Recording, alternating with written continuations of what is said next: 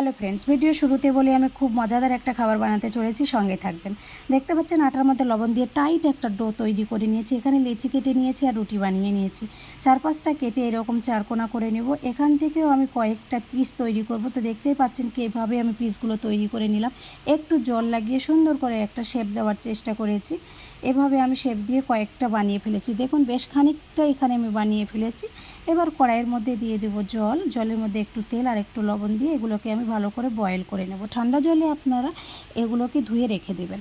এখানে দেখতেই পাচ্ছেন পেঁয়াজ, রসুন, টমেটোর একটা পেস্ট তৈরি করে নিলাম আমি। কড়াইয়ের মধ্যে দিয়ে দেবো এবার তেল।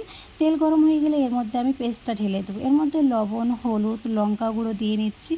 একটু নেড়ে ছেড়ে এর মধ্যে দিয়ে দেবো আমি টমেটোর সস। টমেটোর সসটা অবশ্যই দিতে হবে।